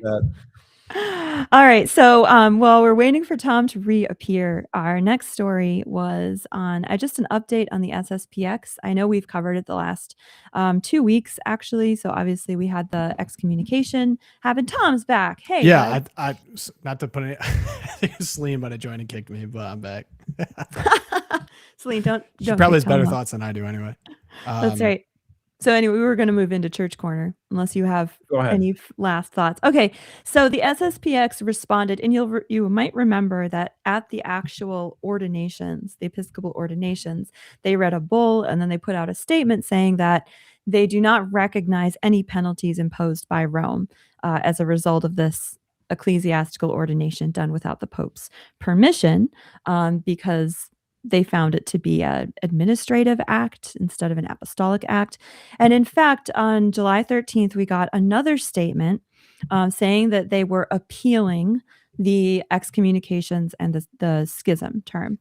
So directly from the statement, quote, "Through this appeal, the society wishes to exercise the right that the church recognizes for any person who considers himself harmed by an administrative act to request its rectification in a spirit of respect toward ecclesiastical authority and of faithful adherence to justice, truth, and the good of the church." And the statement adds that the appeal is, quote, "the prior requirement before the eventual filing of a hierarchical recourse," which is technical for they're appealing all this and asking reversal. And it has the effect, here's the confusing part, the society is claiming that this has the effect of suspending the execution of the decree in accordance with Canon 1353 of the Code of Canon Law, So what this has meant to SSPX friends or adherents is the society is saying our confessions are still valid. You'll remember that the Vatican's initial decree said the confessions and marriages are not valid anymore from priests of the society. They're saying, no, they are until the appeal has run its course. And hopefully this is reversed, which is what they're hoping. So that's where we stand with SSPX. Again, like from my point of view, reading the statement, reading the initial bull, reading the appeal, it comes down to how do you define a spirit of respect, which might be like Christopher Nolan saying, I'm honoring the original text of the Odyssey. What do you mean by honor? Because the spirit of respect here does not mean honoring the Pope's withholding of his blessing on these episcopal ordinations. And I understand Phil Lawler has made several arguments about this, that it was strange how the Vatican did it. It was strange the way that the DDF and Cardinal Fernandez put out, which is not the first time it's been strange the way Cardinal Fernandez did anything, but it's strange. Like they made this blanket statement that anyone who adheres strictly to the SSPX is also excommunicated, and how that's different because the Pope himself didn't say it. So is this just administration? Is it apostolic? But the bottom line for me, it comes down to that question of, did they ordain the bishops with or without the Pope's blessing? And they said themselves in the bull that they had chosen to ordain the bishops without his blessing, which is automatically an act of schism. So the appeal is very technical. Obviously, what they're saying is we're appealing to the justice, truth, and good of the church, but they mean by that the preconciliar church. They mean the church before what they see as the utter corruption of it in Vatican II. They don't mean the good of the church or the authority of the church as Pope Leo means it. And Pope Leo happens to be the person who can pontificate what that means. Did you get my pun? That was pretty bad. Clocked. I did. 4 out of 5, All right. Josh? Can I get a 4 out of 5 on that one? I've seen better, Erica. I got high standards. All right. I I got high standards for you. Thank you for the update on that. Yeah. I say we ride Twilight Zone now. Okay. All right, so I just want to set this up. I don't watch as much baseball as people used to, whatever. Keith Hernandez was a fantastic baseball player. Josh confirmed fake baseball fan? No, I don't watch as much. I'm a casual fan. Okay. Keith Hernandez was with the 1986 world champion New York Mets. Fantastic athlete, all-star.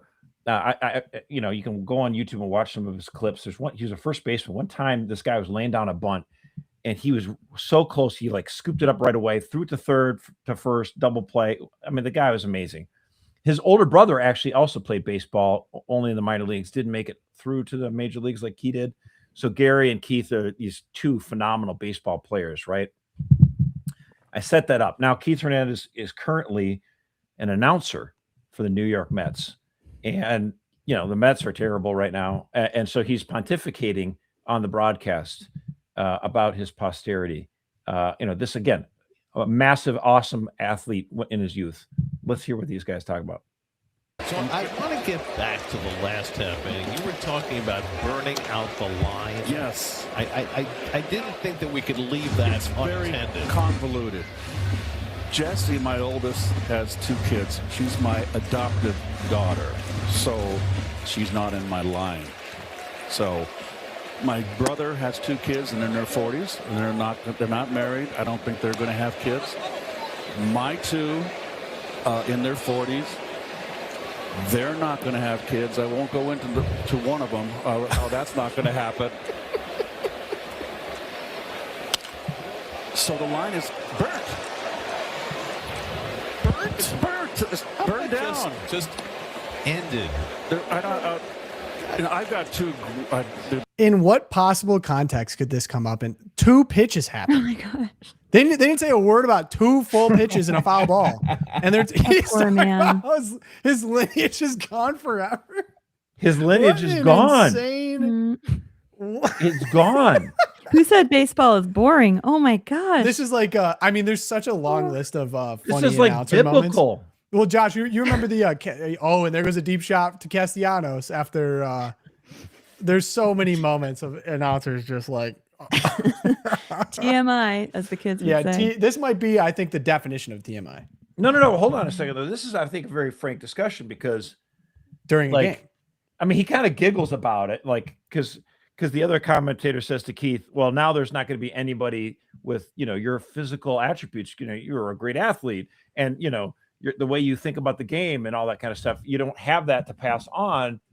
And they kind of laughs like, haha, the world would be better. Wouldn't it be better with more people like me? Kind of haha giggle. He's kind of playing it off, but there's a sadness behind that mustache, Keith. You could tell. I mean, it's beautiful that he loves his adopted daughter, but they're not biologically his kids. Yeah. This to me is a very Old Testament moment for me because it used to be men, like you want to try to achieve in life. You want to be successful in your career or whatever, but it was always, and then you wanted to pass on to your children and you wanted their children to pass on and you wanted to be proud of your line. Like, especially like in the Old Testament, the Jewish fathers, they just want to have lots of children and then their children to be successful. And again, I'm not trying to crap on the boomers or whatever, because it was the generation before them too. But like, la la la.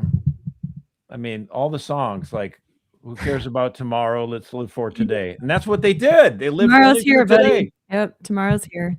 Yeah, I'm working on another script about what happens when we stop having kids, and I mean, you can chalk it up to the pill, but there's obviously like there's a lot going on with why we've stopped having children.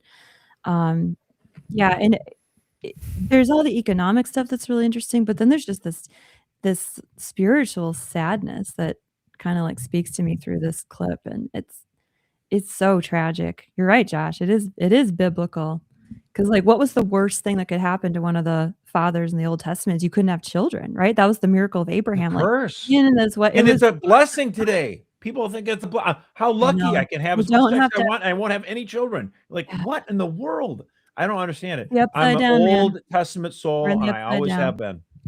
Tom has a thinking emoji coming out of his head. do? What is with your? It was there. You like because I'm thinking. Did I play too much baseball? That is not my takeaway from this at all. My takeaway is the Mets are so bad that they're people that are paid to commentate on the game veered into my entire lineage is burnt for like multiple pitches. That was a whole. I love it so much. I played too much baseball. I was glad. That's crazy, bro. I'm glad the Mets were so bad that they could have this discussion. That's the kind of stuff that people should talk about. No, you shouldn't. Yes, you should. This is like, yes, you should. No. Off air, not when you. Could you imagine Tony Romo doing this during an NFL game? Just like, hey, let me take a step here. I'm gonna have I have no grandchildren. The game's going on, bro. This is one of the most fundamental questions of literally of the human existence. Like, I grant. I'm making a small. Well, here's why it's important, though. Here's why they should talk about it. It's because if there's on air. This is why if there's one 22-year-old kid watching this with his fat dad next to him, and that kid hears this and looks at his dad and thinks, I should maybe think about prioritizing having children and like having a real life. Maybe. Why the dad got to be fat? I don't know. I just was in my head.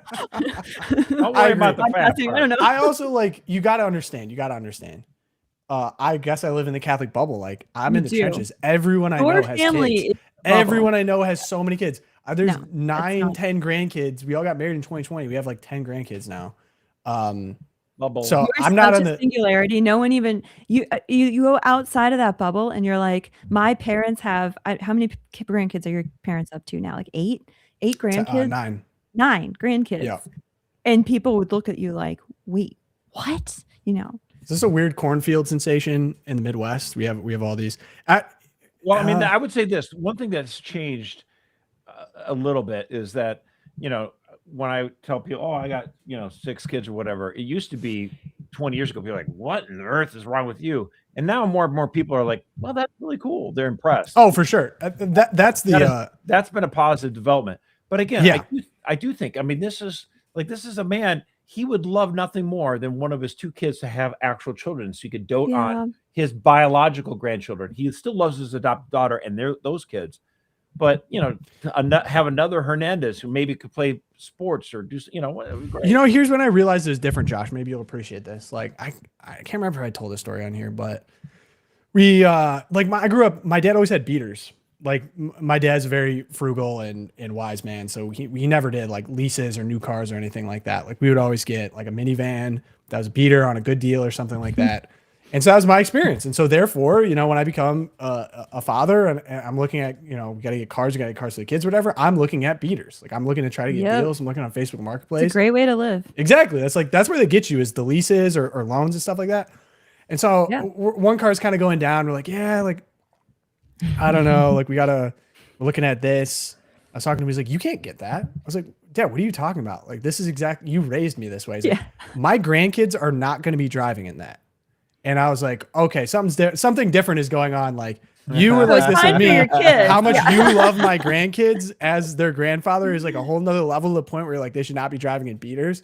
So we switched decisions based on that. But I can only imagine like and Josh, and Erica, really, like I hope you guys keep going on this path. You're blessed to have this experience. But to see like the love that my parents have for their grandchildren. And maybe because like when I was growing up, the grandkids will be better than the kids, and in your case, exactly. Oh, no doubt they will be. No doubt they will. But I mean, I grew up and I looked at my parents and I saw like my dad worked so hard for us, and there was years where he looked like a zombie in pictures, and I didn't fully understand it as a kid. I was just like, why is Dad always tired? Why? And he did so much with us. And now that I have children, and now there's pictures of me looking like a zombie. It all started to make sense. But and maybe you just like get out of the numbness, like bleak state of like never having sleep and constantly having to do stuff, and you become a grandparent, you retire, and you now get to look at the kids. And when we bring the kids over, it's like I couldn't be conscious of it. Maybe this was the case when I was that age, but looking at them now and seeing the joy in their face is like a unique joy I've never seen ever before for young kids. It's and the greatest thing you can it's do living for the children and the grandchildren. And that's what I'm saying. And that's what Keith understands about his adoptive daughter and those beautiful grandchildren that they have. Yeah. And he's just lamenting that his other two children, who are his biological children, didn't do that same track. And the line just ends. And definitely. I totally understand that. Like even over 4th of July, we got my son to sit on the lap of his great grandfather who's in his 80s, and they were just chopping it up about trucks. Like they were just talking about trucks and tractors, and like it's just priceless. It's priceless for us because we get to watch that. We get to see that's how many generations, and then also for my it's my in-laws, but my great grandfather on that side get the experience of seeing he has a lineage of probably like 50 plus people that he's responsible for in the world that all gather around him to honor him in that place that he kind of started. It's like you go back to the Kreeft stuff. Like, isn't this what it's all about? That's what I'm saying. Yeah. So Agreed. it's good that not during the Mets game because they're bad. The normal sports, blah blah blah, could have a moment of like make you profoundly think. I like it. Yeah, the Mets are so bad they're getting people to think. Okay, Erica, where are we going? You had a couple. So I was gonna do a really sad one, but I'm actually just gonna go totally superficial here. I found myself. This is the gift of the World Cup. I found myself Googling last night: are raccoons native to North America? Because Erling Haaland was on his way back to Norway. They lost to England. I was very sad. I really give him wanted citizenship. Norway to win. Yeah, totally. And he gets off the plane, and this is the image that we as the world are given as we say farewell. Can you throw that up on the screen? There he is. Zoom in on that. He's the Whoa, best. what is he carrying? That, my friends, is a taxidermied raccoon drinking a bottle of vodka. Erland picked this up for $750 in Dallas, Texas. And this was his take home as he was leaving the United States of America. He also picked up 2 taxidermied squirrels that were, one of them was holding a can of Budweiser and the other wearing a sheriff's hat. But that's not where the story ends. Then we get this TikTok video. This is from the establishment in Dallas where he purchased the raccoon. You want to roll the tape. This is just adorable. All right, so we're back at Wild Bill's, but not for this. for this. We had no idea, neither did he actually. I was getting phone calls before I even saw our socials about Holland exiting the plane carrying the raccoon, and then people started coming in and taking pictures of this one. We had no idea what was going on. This guy over here is $750. The last one we had that Holland got was holding a bottle of liquor. The whole experience has been so incredible. It's more than we expected, and we're having a little fun with it. This one's already sold and it's going to Norway tomorrow. We have 2 more on the way and that's it. We're taking good care of this guy until we ship him off. This is going to be awesome until his wife makes him move this to the garage. Yes. One day. Norway bought up all of the taxidermied raccoons at Wild Bill's in Dallas.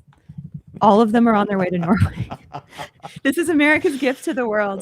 They drank Boston dry and they took all the taxidermied raccoons out of Texas. Everyone's thrilled about this except the one guy that doesn't like the rowing. Okay, I got Josh. I know you got to bounce pretty soon. We're gonna stick in the animal theme. I can only play this now because I've confirmed that the guy is alive. I'm gonna start with that. If people have not seen this, a bison in Yellowstone. Buckle up, kids. Listen, buckle up. I'm playing the whole video. There's no sound. I give you a little play-by-play. I thought it was AI. Here's our guy with his grandson in a Dolphins jersey. And they went on a vacation to Yellowstone. His name is Carl Issa McDaniel. And I swear, I don't know if it's because the camera quality, so it was done by a local photographer, is so good that I thought it was AI because it's not done on an iPhone. They're taking video of this bison here, and the bison is it's right about mating season. It's like early mating season. He is slamming his body on the ground. This bison, I think it's a male. And that's a male. Starts charging this truck, and it's. You know how I know? I'm stressed. Cortisol spiked already. He's chasing down this grandpa around this tree. This is. Here he comes. He's out. He's running away. He's playing kind of like Ring Around the Rosie with the tree, which is a smart play because you're not going to outrun this bison. They can run 30 miles an hour. Chasing him around. I mean, the mobility on this thing is crazy. Bam! No. He flipped. The bison got him. He got our boy, flipped in the air, and then started, I think, coming down a little bit. Now, again, I wouldn't even have played this or mentioned it if the guy wasn't okay. Yeah, if he actually was hurt, we would. If he was dead, I mean, it's possible he'd be dead. This. I mean, this bison's 2,000 pounds. Oh my gosh. Now, this is, I love this guy. This guy is a patriot, a great American, because he was in a lot of pain with his leg. Otherwise, he was conscious the whole time, in good spirits and joking after getting hit by this bison. Being launched. I mean, thrown 10 feet into the air. This is kind of, every once in a while you get nuggets of what the internet used to be. I feel like this just used to be the internet. It was just dudes getting launched by bisons. This is why YouTube was started for this. Yes. Content. Like it was it warmed my heart to see that. And they interviewed, the New York Times interviewed him. The photographer got an interview too and was talking about it. And the thing with bison, listen, if you're going to Yellowstone, I actually will be out in Wyoming. Flight booked. Next episode of Tom Across America after the one we release will be in Wyoming. I will be taking part in a rodeo out there. So if I see some bison, you might ride a bison. You might potentially. I don't want anything to do with these bison. I mean, it is crazy how big and strong they are. So the guy's okay. He was joking about it. Patriot. His grandson's okay too because the grandson was with him when we were running. Watch out for bison in mating season. They're very unpredictable, so I wouldn't recommend stopping and taking pictures of them at really any distance. I would just clear out. Shout out to this guy. I still can't believe this video is real. I thought it was AI for so long, and I was waiting for confirmation, and they found him.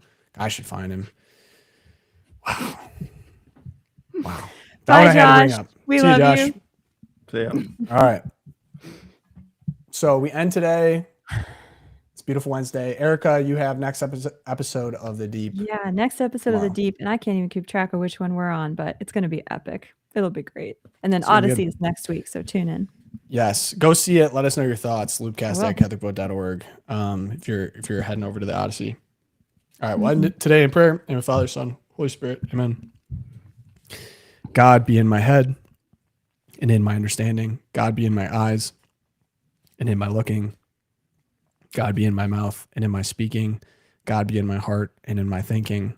God be at my end and at my departing. St. Thomas More, St. Fidelis, Our Lady of Guadalupe, pray for us. Great show, gang. We'll catch you guys on the next one. Enjoy your Wednesday. Check out The Deep on Thursday.